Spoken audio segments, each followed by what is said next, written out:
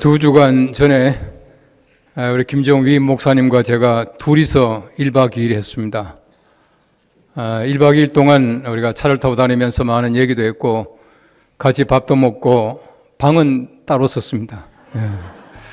저는 괜찮지만 우리 목사님 불편할 것 같아서 우리 방을 따로 썼습니다만은 참 많은 시간을 함께 얘기하면서 우리 그동안 잘 아시는 대로 김 목사님께서 오랫동안 미국 계시다 오셨기 때문에 제가 그동안의 한국 사회, 또 우리 한국 교회, 또 우리 교회 등등 많은 얘기를 제가 전해줬습니다.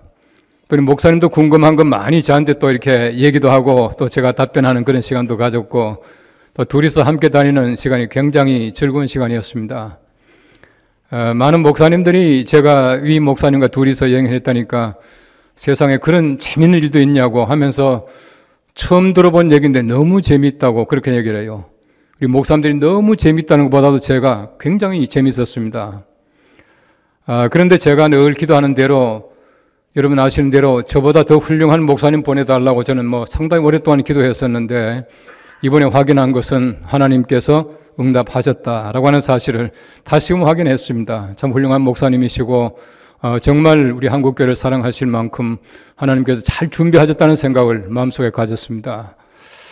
한 가지 불편한 것은 설악산에 올라가는데 그 긴 다리를 가지고 제 생각도 안 하고 막 올라가더라고요. 좀 제가 고생을 했습니다. 제가 그동안에 우리 부목사님들에게 늘 정말 참 열심히 얘기하던 것이 나보다 훌륭한 목사님 되라, 그 얘기를 정말 저는 진심으로 했었는데 우리 권 목사님과 저 목사님이 또 좋은 교회 가시게 되어서 얼마나 감사한지 모르겠습니다. 사실은 기도는 제가 열심히 했는데 저보다 김지원 목사님이 덕을 많이 보는 것 같아요. 또 여러분 아시는 대로 우리 포천 대금이 잘 환수되어 가지고 우리 교회가 빚을 깨끗하게 잘 갚았다는 얘기를 제가 듣고는 얼마나 감사했는지 모릅니다. 여러분 아시는 대로 우리가 포천 대금을 빨리 환수하게 해달라고 제가 열심히 기도했거든요. 우리가 통성 기도도 시키고 제가 기도할 때마다 빼놓지 않고 기도를 했는데 기도는 제가 하고 또 김 목사님이 또 좋은 소식을 듣게 되더라고요. 제가 사실은 제가 은퇴하기 전에 좀 이렇게 대금을 환수해서 좀 깨끗하게 했으면 좋겠다라고 하는 것은 제 나름대로는 굉장히 좋은 생각이었습니다. 다른 말로 하면은 우리 후임 목사님에게 빚을 대물림하는 것이 굉장히 마음에 부담이 되었습니다. 그래서 제가 있는 동안에 깨끗하게 청산이 되고 우리 김 목사님께서 좀 편안한 마음으로 오시면 좋겠다라고 하는 생각을 했었는데 오히려 새로 부임해가지고 마음이 참 무거울 텐데 하나님께서 포천 대금도 잘 환수해서 빚도 갚게 하고 또 우리 권 목사님, 정 목사님도 좋은 교회도 잘 나가시게 하고 하는 것이 하나님께서 우리 김 목사님 또 우리 교회 주신 은혜가 아닌가 하는 생각이 들었어요. 참 부족합니다. 왜냐하면은 제 시간에 하나님의 뜻을 맞추려고 얼마나 애썼는지 몰라요. 하나님, 내 은퇴하기 전에 이분들 좀 나가게 해주시고 내 은퇴하기 전에 빚 갚게 해주시고 늘 그 생각했거든요. 하나님의 시간이 아니라 내 시간에 하나님을 맞추려고 하는 불완전함, 이것이 바로 제가 가지고 있던 부족함이었습니다. 우리 하나님께서는 완전하시기에 하나님이 가장 좋은 시간에 하나님의 카이로스에 이 모든 것이 이루어진 줄로 알고 또한 감사를 드립니다. 하나님께서는 완전하신데 우리는 늘 불완전하고 늘 불온전한 것이 우리 사람이 아닌가 하는 생각이 들어요. 우리 신학적인 개념 가운데 보시면은 완전주의라고 하는 것이 있습니다. perfectionism 그렇게 말합니다만은 우리 하나님의 은혜로 말미암아 우리 사람들이 모든 죄를 완벽하게 온전하게 씻음받게 되고 우리 사람들이 또한 완전한 덕을 실행할 수 있다라고 하는 것이 완전주의가 가지고 있는 기조입니다. 그래서 우리 완전주의라고 하는 것은 율법이나 도덕적인 실행을 굉장히 많이 강조를 해요. 우리 사람들이 율법을 잘 지킴으로 말미암아 하나님의 은혜로 완전하게 될 수가 있다. 또 도덕적인 것을 자꾸 강조함으로 말미암아 우리가 하나님께로 완전하게 나아갈 수 있다라고 강조를 하는 것입니다. 여러분 도덕을 잘 생각해 보십시오. 저는 좀처럼 신호등을 어기지 않습니다. 저는 횡단보도가 아니면 거의 지나가지 않아요. 얼마나 도덕적입니까? 이런 도덕주의라고 하는 것은 외형적으로 그럴듯하지만은 하나님이 보시는 것은 그것이 아니에요. 내가 신호등을 잘 지키는가, 또 내가 잘 도덕적으로 살아가는가, 이것이 아니라 우리 속에 하나님의 거룩한 성품을 가지고 있느냐, 이게 하나님이 보시는 것이거든요. 그래서 소위 말하는 이 완전주의와 짝을 이루고 있는 이단이 무엇인가 하면 도덕주의라 그렇게 말하고 있습니다. 도덕주의는 항상 보면은 외형적으로 그럴듯한 모습을 강조하고 있다라고 하는 것입니다. 여러분 사람들이 생활하면서 아무리 열심히 노력한다고 하더라도 율법적으로 완전할 수 있는 사람은 세상에 아무도 없어요. 율법 하면은 그 대표자가 모세지 않습니까? 율법만 가지고 따져보십시오. 모세 절대 구원받지 못합니다. 하나님께서 살인하지 말라 했는데 모세는 사람도 죽였어요. 얼마나 많은 죄를 지었습니까? 하나님 섭섭하게 했거든요. 그럼에도 불구하고 우리가 율법을 통해서는 완벽하게 될 수 없지만 하나님께서 모세를 받아주시는 것입니다. 왜냐하면 하나님이 보시는 관점은 또 다르다는 것이에요. 율법이라고 하는 것은 하나님께서 구원받은 자들에게 주시는 하나님의 은총입니다. 그래서 우리가 율법을 잘 지켜나가야 해요. 그러나 분명한 것은 율법을 통해서 구원받는 것이 아니다라고 하는 사실을 분명히 알아야 해요. 하나님께서는 출애굽한 사람들에게 십계명을 그때 주셔요. 제가 늘 말씀을 드리지만은 출애굽하지 않은 사람들에게는 율법조차도 필요가 없어요. 구원받자는데 무슨 율법이 필요합니까? 구원받은 사람들에게 율법이 필요한 것이에요. 많은 율법이 있습니다. 이스라엘 백성들, 유대 사람들에게는 10가지 계명, 율법을 가지고 613가지의 계명을 또 만들어내는 것이에요. 얼마나 많습니까? 하라고 하는 긍정적인 계명이 248개요. 하지 말라고 하는 부정적인 계명이 365개요. 이렇게 많은 그 율법을 그들은 지켜나가야 합니다. 안식이라고 하는 계명만 하더라도 39가지예요. 여러분들이 오늘 아침에 교회 나오실 때 제가 볼 때는 거의 다가 율법 어기고 나왔어요. 왜냐하면 안식일에 관한 계명 보시면은 안식일에는 2000규빗 이상 걷지 말라 그렇게 말합니다. 2000규빗 같으면 1km 채 되지 못해요. 우리 전부 1km 넘게 다 걸어오거나 타 차고 왔지 않습니까? 전부 우리가 율법을 어긴 사람들이에요. 그만큼 율법이라고 하는 것이 우리 사람을 힘들게 만드는 겁니다.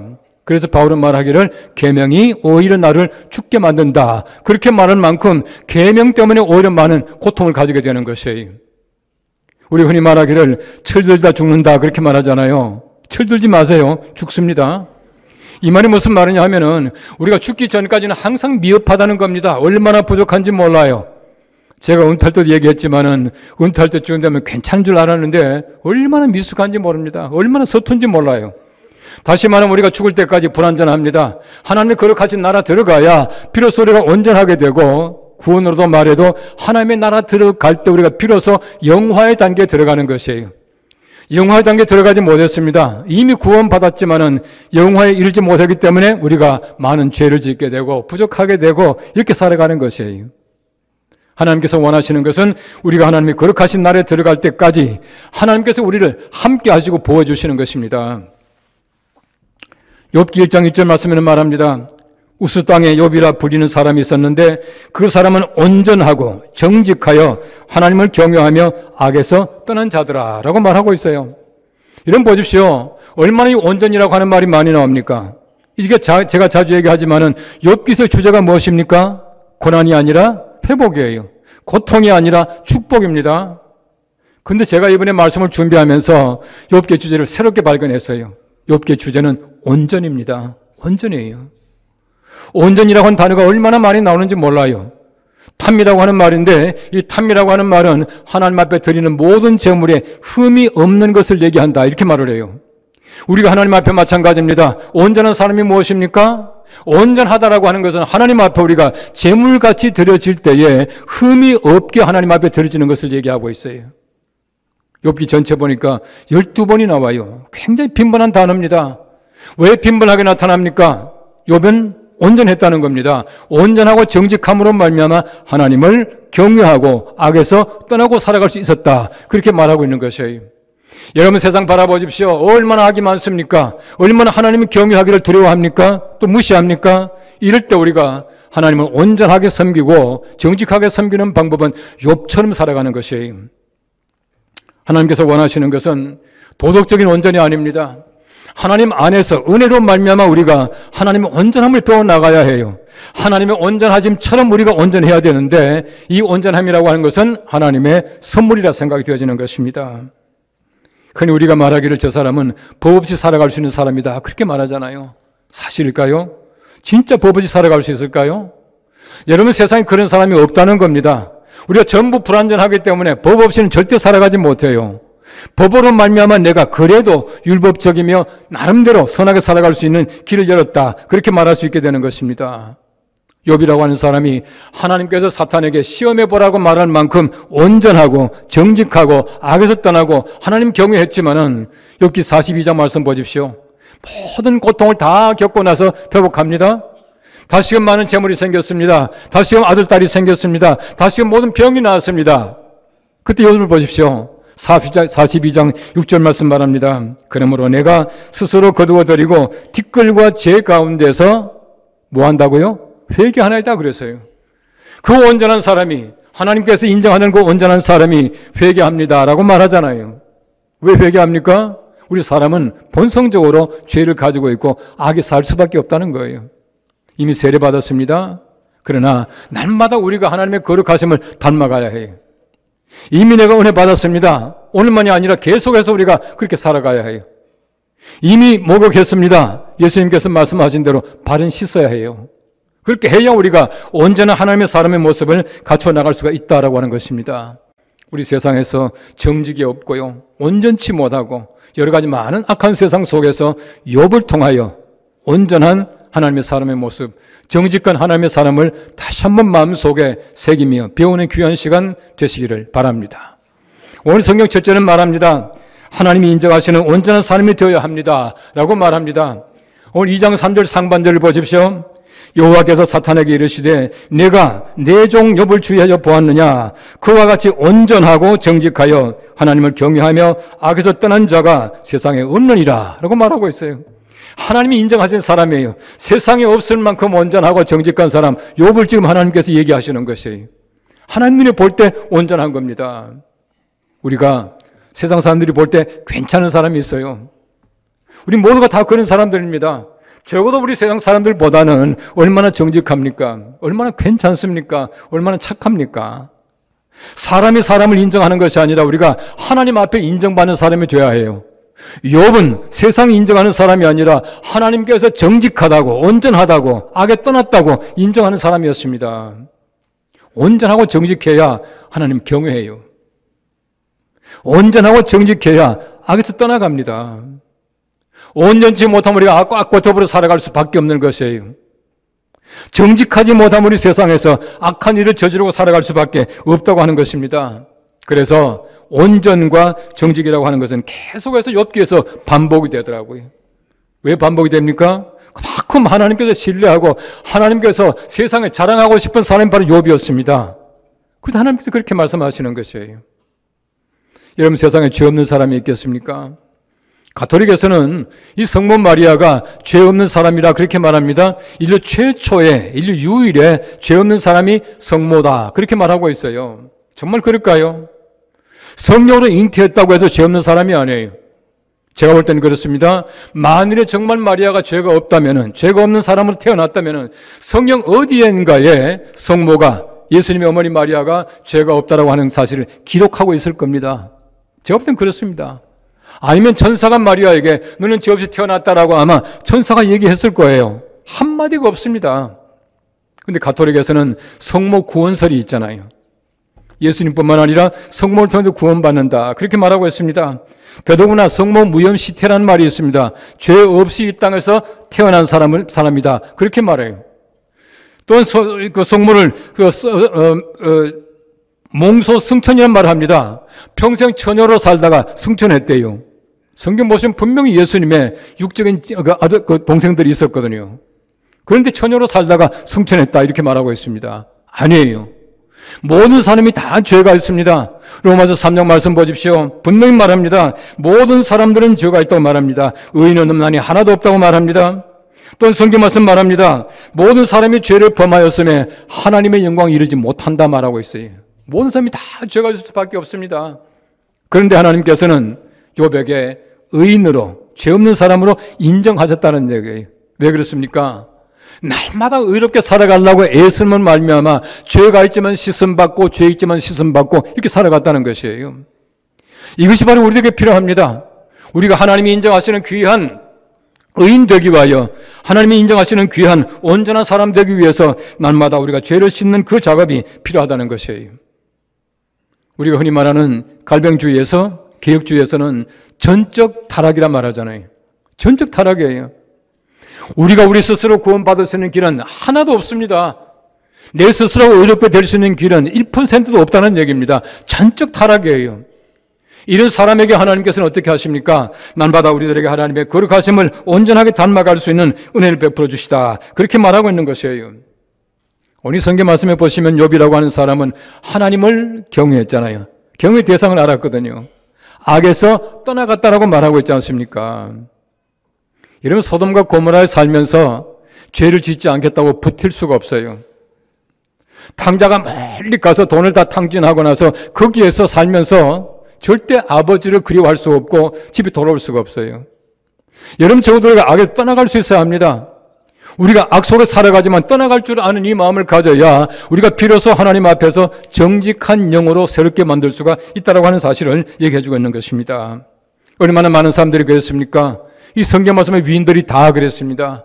우리가 잘 아는 아우구스티누스가 그랬습니다. 얼마나 많은 죄를 지었겠습니까? 그럼에도 불구하고 악에서 떠나갈 줄 아는 그 마음을 가지고 있었다는 것이에요. 이런 것이 바로 우리들에게 필요하다라고 하는 것입니다. 욥은 참으로 많은 고통을 당했습니다. 갑자기 모든 재산이 다 사라져버리고 말았었어요. 아들 7달 셋을 다 잃었습니다. 몸에 병이 들었습니다. 그의 아내까지 말하기를 하나님을 원망하고 죽어버리라 라고 말을 했습니다. 오늘 성경 말씀 보십시오. 까닭 없이 죄를 지금 어려움을 당하고 있는 것이에요. 이름에도 불구하고 하나님 원망하지 아니하고 하나님 곁에서 온전한 사람으로 인정받게 되었다라고 하는 것을 얘기해 주고 있습니다. 우리가 사람이 아니라 하나님께로 인정받는 온전한 사람, 정직한 사람 되기를 바랍니다. 여러분 잘 아시는 슈베트의 미완성 교향곡이라고 하는 심포니가 교향곡이 있습니다. 8번입니다만은 그 2악장으로 끝나버리고 말잖아요. 일반적으로 심포니는 4악장까지 가요. 2악장이 끝났습니다. 제가 이제 한번 책을 보니까 참 재미있는 얘기가 나와요. 슈베트의 미완성 교향곡은 미완성이지만은 완성된 미완성이다 이렇게 말하고 있더라고요. 미완성이지만 완성이에요. 우리가 세상을 살아가면서 보십시오. 전부 다 미완성이지만 하나님 앞에서 완성이에요. 미완성 교향곡이 어떤 면에서 볼 때는 슈베트의 대표곡 아닙니까? 1악장이 소위 말하는 알레그로 모데라트로 시작을 해요. 2악장이 이제 안단테인데 안단테를 끝나버리고 말아요.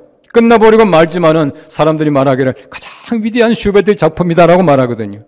우리가 마찬가지예요. 미완성입니다. 우리가 얼마나 부족합니까? 그럼에도 불구하고 하나님께서 우리를 보실 때에 완성된 미완성이다 이렇게 말하실 것 같아요. 우리가 모두가 미완성이지만 하나님께 인정받는 완성 되시기를 간절히 바랍니다. 우리 세상에 다 부족하지만은 우리 예수님 보십시오. 마지막 십자가 달려서 뭐라 그러십니까? 다 이루었다고. 다 이루었다고. 온전하게 이루었다고. 남음이 없다고 예수님 말씀하시거든요. 정말 아무것도 남김이 없다고, 온전하다고, 다 이루었다고 말씀하실 분은 예수님밖에 없어요. 우린 절대 그렇게 말하지 못합니다. 얼마나 우리가 부족하고 얼마나 아쉬운 것들이 많은지 몰라요. 그러나 하나님 보실 때에 완성된 미완성으로 살아가는 우리 모두가 될 수 있기를 간절히 바랍니다. 오늘 성경 말씀 두 번째는 말합니다. 세상의 유혹 가운데서도 신앙적 온전함을 지켜야 합니다 라고 말하고 있습니다. 오늘 성경 말씀 보십시오. 욥이라고 하는 사람이 2장 3절 하반절에 말합니다. 내가 나를 충동하여 까닭 없이 그를 치게 하였어도 그가 여전히 자기의 온전함을 그 다음 보십시오. 굳게 지켰느니라 그렇게 말하고 있어요. 잠시 동안의 온전이 아닙니다. 일시적인 정직이 아니에요. 잠깐 동안의 정직한 건 누구나 다 할 수가 있어요. 일시적인 온전함은 누구나 다 할 수가 있습니다. 우리가 마찬가지예요. 잠시 동안은 선하게 살아갈 수가 있어요.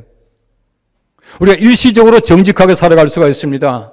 그러나 우리가 온전하게 정직하게 굳게 지키며 살아간다고 하는 것은 얼마나 힘든지 몰라요. 누구나 다 어려운 일입니다. 바로 욥은 바로 그랬다 그렇게 말하고 있는 것이에요. 한번 생각해 보십시오. 여러분이 하루아침에 알거지가 되었습니다. 여러분이 하루아침에 여러분 자녀가 다 세상 떠났습니다. 여러분이 온몸에 병이 더 신음하고 있습니다. 여러분의 남편, 여러분의 아내까지도 여러분을 원망하면서 하나님 저주하라고 말하고 있습니다. 그때 여러분께서 온전하게 정직하게 하나님 사랑할 수 있겠습니까? 아마 이 질문 가운데서 마음속으로 난 할 수 있다 라고 말할 수 있는 사람은 한 사람도 없을 것입니다. 한 사람도 없을 것입니다. 하나님 그걸 아시고 계셔요. 그런데 하나님께서는 우리들에게 이 온전함을 요구하고 계시고 온전함을 이루어 주시겠다고 말씀하셔요. 왜요? 욥이 했다면 우리도 할 수가 있어요. 여러분 성경 말씀에 아브라함을 잘 보십시오. 아브라함이 여러 가지 많은 어려움도 당하고 미안하지만 실수도 합니다. 그럼에도 불구하고 하나님 절대 버리지 않았어요. 이삭을 바치라라고 말할 때 무엇보다 힘든 이삭을 바치려고 모리아까지 올라갔지 않습니까? 얼마나 위대한 일을 합니까? 여호수아를 잘 보십시오. 여호수아가 말합니다. 너희가 강 건너편을 지키던 그 신이든 너희가 아모리 족속의 신이든 너희는 지켜라. 나와 우리 그 집은 여호와만을 섬기겠다. 신앙적인 절개를 온전함을 버리지 않았습니다. 여러분 성경 말씀에 모세가 그랬습니다. 다니엘이 그랬습니다. 세 친구가 그랬습니다. 불풀무 속에서도 사자굴 속에서도 하나님에 대한 신앙 버리지 않고 온전하게 지켜나가는 것이에요. 그들이 했다면 우리도 할 수가 있어요. 성경 말씀 말합니다. 그들도 우리와 꼭 같은 성과 정을, 성정을 가진 사람이라 말합니다. 아브라함이 했다면 우리가 할 수가 있습니다. 다니엘이 했다면 우리가 할 수가 있어요. 모든 사람이 다 할 수가 있습니다. 왜요? 그들이 했다면 하나님의 은혜로 말미암아 우리도 하나님께 인정받는 온전함을 굳건하게 지킬 수 있는 사람들이다 라고 하는 것을 얘기해 주고 있는 것이에요. 하나님께서 원하시는 것은 우리가 날마다 주의 거룩한 충만 속에 살아가기를 간절하게 원하고 계셔요. 온전한 사람은 하나님께서 원하시는 귀한 것을 날마다 실천하는 것이에요. 디모데후서 3장 13절 말씀에는 잘하는 말씀이 있습니다. 악한 사람들과 속이는 자들은 더 악하여져서 속이기도 하고 속기도 하나니. 얼마나 많이 속입니까? 얼마나 많이 속고 있습니까? 우리가 해법이 성경 말씀에 나와 있습니다. 그러나 너는 배우고 확신한 일에 거하라. 그렇게 말하고 있어요. 우리가 얼마든 세상에서 악을 넘어갈 수 있는 능력을 가지고 있다. 그렇게 말하고 있어요. 많은 분들이 아마 아는 분 계실 텐데 나성 영락교회 김계영 목사님이라고 계셨어요. 우리 백장로님 잘 아십니다만은요. 우리 김계영 목사님은 월남하셔서 우리나라에서 우리 교단의 일도 하셨고요. 우리 무학교회 담임 목사님도 잠깐 하시다가 이 브라질에 선교사로 가셨다가 미국 가셔서 나성 영락교회라고 아마 목사님이 시무하실 때에 아마 해외 이민 교회에서는 가장 큰 교회였을 겁니다. 훌륭하게 목회를 잘하셨어요. 아주 어릴 때 제가 초등학교 4학년, 5학년 다닐 때에 그때 우리 김기현 목사님이 되고 계셨거든요. 북한에서 이미 결혼하셔가지고 이제 사모님과 이제 그 아이들이 있기 때문에 월남하셔서 평생을 혼자 계시다가 돌아가셨어요. 북한에 갔다 오셔가지고 두 번째 가셔서 돌아가셨는데 북한에서는 심장마비로 돌아가셨다라고 발표를 했습니다. 우리 교회에서 가보니까 이미 다 매장 다 하고 끝나버리고 말았어요. 저는 뭐 잘 압니다만은 김기현 목사님이 심장마비로 돌아가실 분이 아니에요. 절대 아닙니다. 저희 선친께서 늘 그렇게 말씀하셨어요. 김기현 목사님은 성자다 그러셨어요. 이 월남하셔가지고 결혼 안 하고 혼자 산 것이 성자가 아니라 그의 삶이 성자 같았습니다. 정말 모범적인 삶을 사셨어요. 이 제가 볼 때는 북한에 가서 신앙을 지키다가 돌아가셨을 것 같아요. 첫 번째 미국에 계시다가 북한에 갔다 돌아오셔가지고 하는 얘기를 제가 직접 들었습니다. 그 아들이요, 막내 아들이 어머니 뱃속에 있을 때 목사님 월남하셨거든요. 목사님 미국 계시다가 이제 가셔서 장사하는 아들을 만났습니다. 처음 보는 아들 아닙니까? 아들 만나자마자 아버지 말도 안 하고 왜 조국을 버리고 도망갔습니까? 이 말부터 아들 하는 거예요. 목사님이 엄청 마음속에 이제 상처를 받은 겁니다. 목사님 늘 그러셨어요. 내가 돈이 20만 불 있는데 내가 이거 10만 불 그들 주고 우리 노친이 데려오겠다고 늘 그러셨어요. 두 번째 가셔서 돌아가셨는데 제가 볼 때 신앙의 절개 때문에 돌아가셨을 것이라 생각되어져요. 어쨌든 보십시오. 우리가 하나님의 온전하심을 지킨다고 하는 것이 얼마나 어려운지 모릅니다. 주님께서 원하시는 것이 무엇입니까? 은혜로 말미암아 우리가 온전하고 정직하게 그 삶을 살아가라. 그렇게 말씀을 하고 계셔요. 여러분들이 다 좋아하실 만한 복음 성가가 있어요. 내 마음의 주를 향한 사랑이. 우리 다 같이 한번 하겠습니다.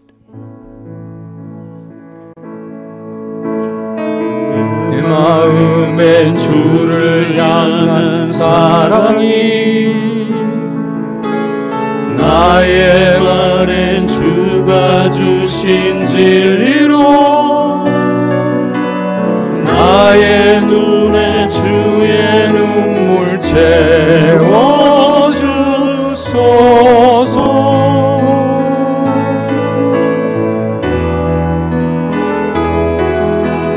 내 입술에 찬양의 향기가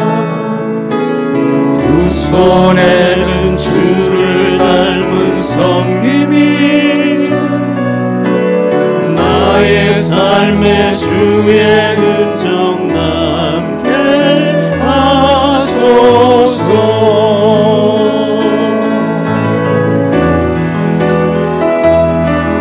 하나님의 사랑이 영원히 함께하리.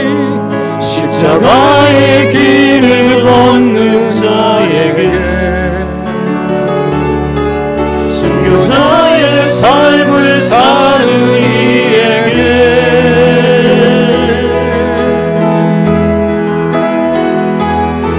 조롱하는 소리와 세상 유혹 속에도 주의 순결한 신부가 되리라. 내 생명 주님께 드리리. 저는 이 찬송을 부를 때마다 주의 순결한 신부가 되리라, 이 소절이 너무 좋아요. 우리 모두가 얼마나 부족합니까? 얼마나 세상에 때가 많이 묻었습니까? 그럼에도 불구하고 우리가 하나님 앞에 설 때에 정말 점도 없고 흠도 없고 순결하고 깨끗한 신부로 설 수 있다고 하는 것이 얼마나 감사한지 몰라요. 아마 우리 하나님께서 우리들에게 그렇게 만들어 주실 것이에요. 지금 비록 부족하지만은 하나님께서 우리들에게 깨끗하게 씻어서 순결한 신부같이 주님 앞에 설 수 있게 되기를 간절히 바랍니다. 제가 오늘 책을 보니까 참 재미있는 말이 나와요.